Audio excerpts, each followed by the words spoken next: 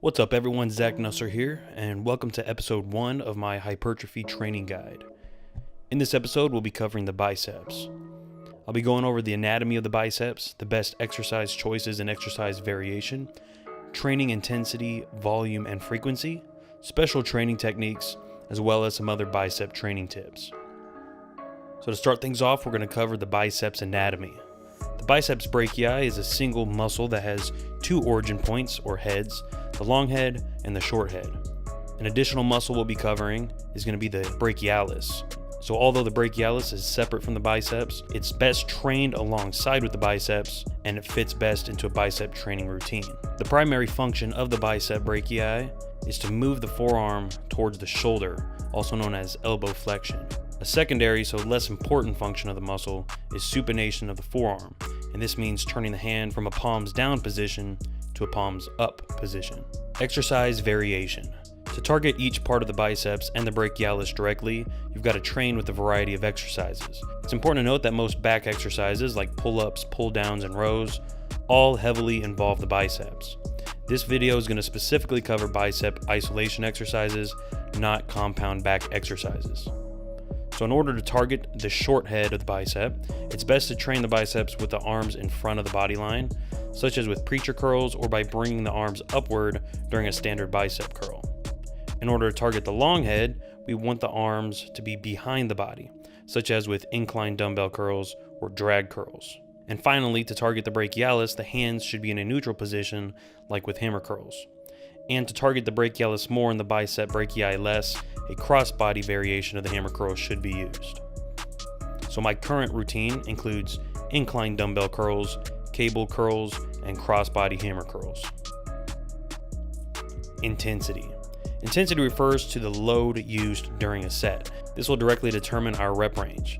The typical 8 to 12 rep range should be focused on for biceps, with heavier sets of 8 reps used for exercises like barbell curls and easy or preacher curls. I wouldn't recommend aiming for below 8 reps too often for single joint exercises, since the load needed to make gains could be potentially harmful for that joint, in this case the elbows. Exercises like dumbbell curls and cable curls can be taken from 10 reps all the way up to 30 reps and still reap similar gains in size, though metabolite buildup may become a limiting factor when approaching 30 reps. Because of this, I would recommend keeping most sets between 10 and 20 reps. Reps in reserve and going to failure. Since the biceps are such a small muscle group, their recovery tends to happen fairly quickly, and because of this, going to failure causes far less systemic fatigue and virtually none when compared to exercises like the squat, deadlift, and bench press. This means we can safely go to failure with little risk of injury or overtraining. Still, we don't want to train to failure too much, as it can negatively impact our overall training volume, potentially limiting our overall muscle gains. For these reasons, I recommend going to failure on the very last set of each bicep exercise, or maybe even just the last set of the last exercise. If performing more than one bicep exercise in a training session, and assuming we're training biceps after training back or on a separate day altogether, I would recommend resting at least 3 or 4 minutes after the failure set before starting the next exercise to allow more recovery, so the next exercise volume isn't significantly hindered. Volume. To determine training volume per muscle group, I like to refer to Dr. Mike Israetel's Hypertrophy Guide, as well as my own experience training myself and my clients. 8 direct working sets aside from back training seems to be a good starting point for biceps. I would recommend starting with 3 sets of 3 different exercises per week, putting us at 9 sets for a starting point while allowing for enough exercise variation to target each part of the biceps individually. Some people can handle upwards of 20 sets or more per week before needing to recover. Since I program a high training volume for the back and recommend that you do as well, this volume may be too much for the bicep tendons. Because of this, I think 5 to 6 sets per exercise is the most you'll need, and with 3 different exercises, this puts us at about 15 to 18 working sets per week. Now you can overreach to 7 to 8 sets per exercise, putting us at 21 to 24 working sets for a single week before your deload for potential supercompensation hypertrophic benefit. But I would use this method sparingly, no more than once per mesocycle or 2. Training frequency. As we talked about before, the biceps tend to recover fairly quickly and therefore demand a training stimulus more frequently. The biceps should be trained at least twice per week. You can train them more frequently depending on the volume and intensity per session. So for example, if you only do 3 to 4 sets per day with a relatively low intensity level, you can train them up to 5 or 6 times per week. That being said, I personally feel that higher per session volume and intensity provides a greater benefit than a high weekly training frequency. So 2 to 3 weekly bicep sessions with somewhere between 5 and 10 working sets per session seems to be the sweet spot, though your recovery rate and current caloric intake will affect this. Special training methods. The biceps tend to benefit from special training methods more than most other muscle groups. Drop sets, for example, can provide a great training stimulus in a short period of time, making them a great time saver in a high volume program.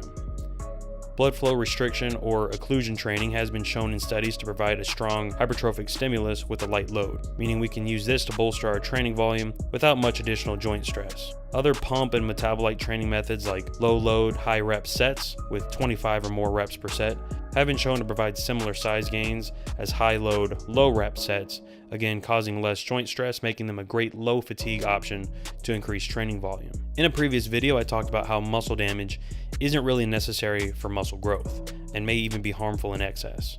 However, since the biceps recover quickly, this isn't much of a concern, so slow eccentrics, which cause more muscle damage, can be used to increase intensity while decreasing the training load. Resistance curve. Bicep curls are hardest at the bottom of the motion and easiest at the top. Resistance bands can be used to work with this strength curve, since the band will cause the intensity to increase at the easiest part and decrease at the hardest part. Using cables can also be beneficial by creating consistent tension throughout the entire movement. One thing to note, full range of motion is extremely important for the biceps, so make sure you really squeeze the biceps at the top and straighten the arms all the way out at the bottom. Finally, it is impossible to lengthen the biceps or fill the so-called gap between your biceps and the inside of your elbow. Muscle attachments are genetic and therefore permanent. That said, adding mass to the biceps will artificially fill this gap. Some people have shorter biceps that create a higher peak when fully contracted, and other people have longer biceps with a fuller look and lower peak. Regardless of your genetics, increasing your bicep size will only improve your physique, so it's not worth obsessing over something that you cannot change. Just focus on improving what you've already got. Alright everyone, thanks so much for watching. Make sure you like and share the video. Subscribe to my channel to keep up to date on everything fitness. Leave any questions and comments you have in the comment section down below. Follow me on social media, and I'll see you guys next time.